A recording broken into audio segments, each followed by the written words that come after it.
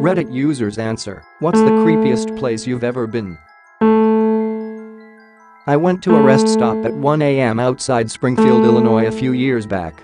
Went to the restroom and there was blood everywhere. It looked like something got slaughtered. I have never hightailed it out of somewhere so quickly beforehand. Update, so a bit of context. This occurred at a rest stop along Highway 55 outside of Springfield. This was a very old rest stop, not a gas station. It happened in October, maybe November, of 2014. Pretty close to Halloween. Operating room for brain surgery. It's freezing cold. They wheel you up to this stainless steel bed with a cage you put your head in. They tighten down clamps on your head so it can't move. Then knock you out. You wake up multiple times over a 4.5-hour surgery, semi-conscious, eyes closed, but you can say I hear you guys, or snap your fingers and hold a finger up like waiter, and the anesthesiologist hits you with a dose. After they're done, they poke a giant needle, ice pick, into different facial muscles to make sure they didn't break anything. Poking it into a muscle causes a subconscious flinching, and they look at the muscle group flinching to make sure each category is still rigged up. I had a bunch of scabs and taped cotton balls across my face and scalp. Then they seal up your skull and sign off on it. They use reciprocating saws and similar power tools to carpenters. It's morbid, terrifying, cold, but it can give you your life back. I spent 2 nights in the hospital and was driving to work 7 days later feeling like $1,000,000. The crypt? I think that's what it was, of a church in Bayeux, France. I was there on a school trip, and we could choose whether to go to this historically old church or see the Bayeux tapestry. I chose the church. If I recall correctly, they had just found the crypt a couple of years before. So I was down there by myself, taking pictures, and after a couple of minutes I started feeling downright nauseous. Like, I'm going to get sick right here, nauseous. Went upstairs to get some air, and the feeling went away instantly. Creeped me out, and when I went down with the group afterwards I felt totally fine. Edit. I was wrong about the crypt. The cathedral was built in the 11th century, but the crypt was only rediscovered in 1412. Here is a photo of the crypt, not mine, but it definitely was not all lit up when I went. Lol, it was very dark.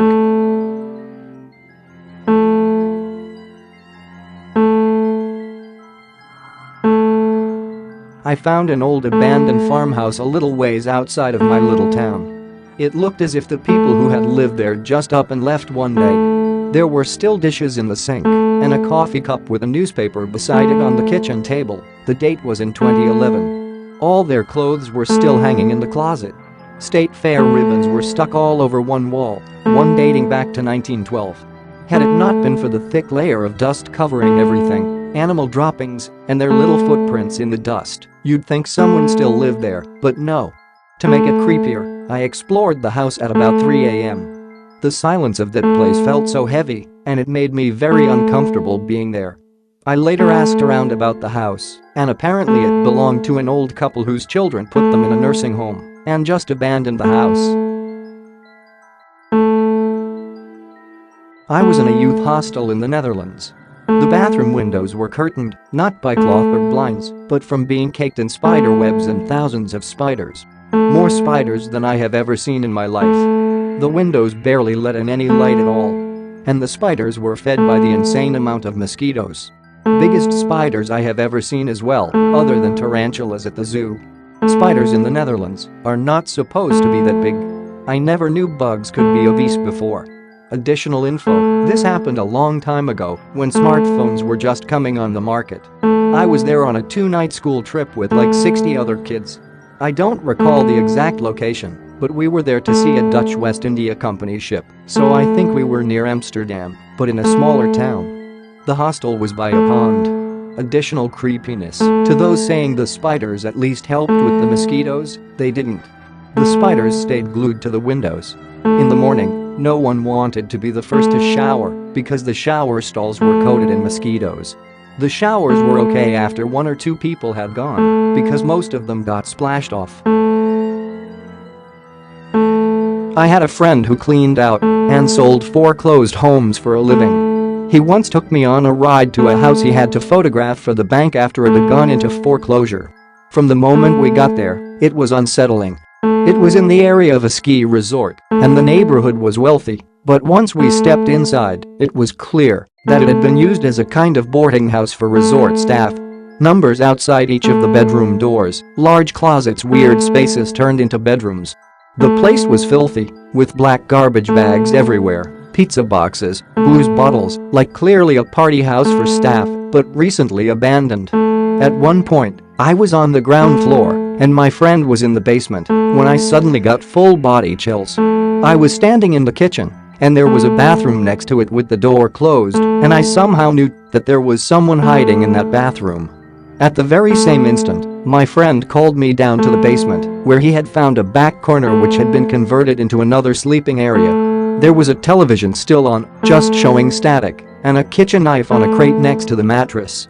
That was the moment I stepped directly behind my 6'4", 300-pound friend and told him we had to get the fuck out of there. I'm pretty sure the home was being used as an illegal boarding house for undocumented resort workers, and I honestly felt bad for the terrified kid who was still squatting in the basement, but I sure as hell didn't want to find him. Damn, that's crazy. I wonder if you subconsciously heard the person's breathing or moving, or maybe your subconscious was able to visually pick up on signs of living in all that chaos. I love how there's so many senses or combinations of those that you can't verbally or mentally explain, but you just know something. Like someone is hiding somewhere, or someone is looking at you. Did you know you can also hear whether poured water is warm or cold? I didn't believe it until I tried. The solitary confinement cells at Alcatraz, which is a pretty creepy place all on its own. But those cells are like the heart of darkness. There are 4 or 5 of them just off the library, all the cell doors open onto a windowless hallway, so it's dark leading to dark. I went in there on my own, and I swear something evil was squatting in the corner waiting for me. Leave my soul unattended. 10 tenths for creepy, will not go back. I went to Alcatraz and took the audio tour. When you get to the solitary cells, the narrator tells you to walk into one, just after telling you how an inmate committed suicide in one after seeing a demonic creature. That was a major hard pass from me.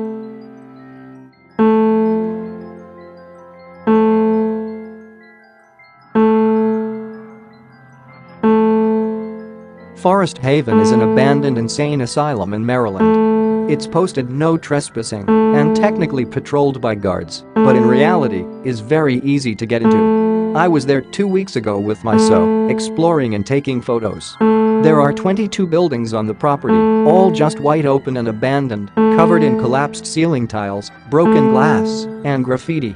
There is still furniture in some of the rooms, and if you delve deep enough into the property, you can still find patient records that were left behind when they closed. We actually found a stack of patient files in a dark, windowless room. It was so surreal, reading about a severely mentally retarded man with a history of schizophrenia who talks incessantly.